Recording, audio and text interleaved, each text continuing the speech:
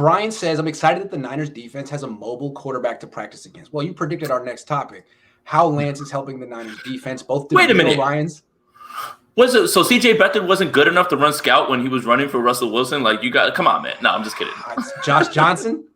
Josh Johnson. Because D'Amico Ryans and Eric Armstead brought this up after practice. That like it's good that they can get some looks against a scrambling quarterback, a mobile quarterback before the week of the game that they're facing Kyler Murray.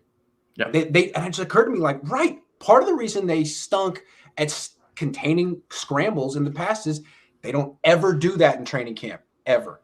And now they do.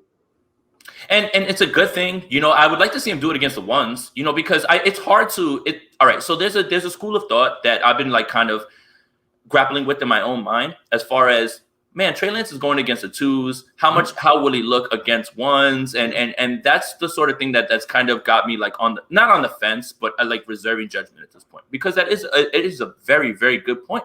You know, it's not the same when, you know, Jason Verrett was incredible today. He allowed one catch to Deebo Samuel on Jimmy Garoppolo's first throw, and it almost felt like, and I took that personally, the Michael Jordan thing, because that was it. He was done. He locked up everybody. Brandon Ayuk, everybody that he faced, he was upset. So I want to see those dynamics, right? Jimmy Garoppolo, at times, it wasn't that he was hestant. His guys were covered, right? This is the first team defense. They were covered, so he had to do other things. So I'm interested to see how that works out. But this should help with D'Amico Ryan seeing, okay, this is, you know, what are they doing? How do we fix this? And you have a guy in your practice, you know, in your building that can give you practice for guys that run things that are similar. So it is a good point to make.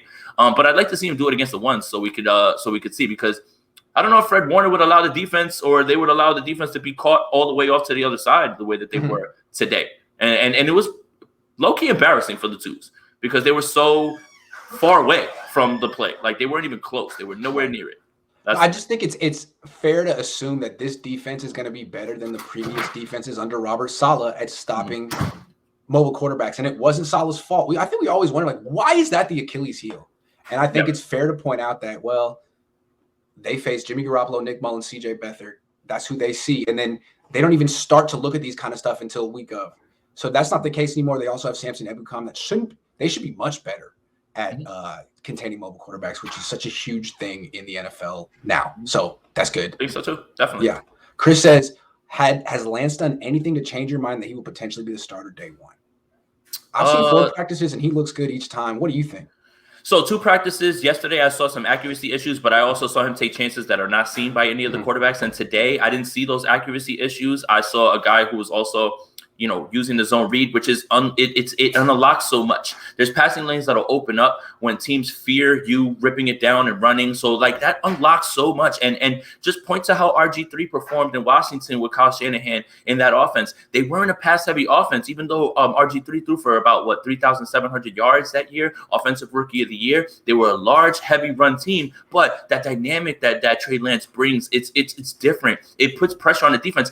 D'Amico Ryans went into the press conference and talked about the stress that literally what Trey Lance did today puts on the defense. That's not something that Jimmy Garoppolo is doing right now. So in that way, I don't know if it changes my mind right now. I'm still going to sit with Jimmy Garoppolo being the starter, but I can see how people can get wrapped up in this and say, hey, this guy has a path to it because of the problems that he causes with his legs and this arm that he can make throws with. The only thing I haven't seen Trey Lance really do is drop things into buckets, right? Everything is a fastball over the middle. He hasn't had to put any. He hasn't had to put any. He tried yesterday and got the pass broken up by Marcel Harris. Exactly. Everything that I've seen is over the middle. He's throwing it. He's getting it to him. Like and that's no slight at him or anything like that. Or he can go outside the numbers on a line as well.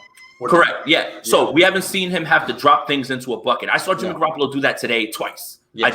I did see that today. So there's the only hesitance I have. So it's hard for me to change, especially because you've seen 4, I've seen 2. But Trey Lance did an amazing job today putting stress on the defense, and D'Amico Ryans talked about it after, because that's how bad they looked trying to defend him with the second team. Peripheral Vision says thanks for the content. Appreciate you. So E. Kim says, Grant, are you doing a Cohn phone tomorrow? No, I'm doing a Cohn zone tomorrow. I hadn't done my show with my dad all week, and we're going to do a special Sunday version. The Cohn phone will return. Don't worry. It's just training camp puts everything on hold. It's crazy times.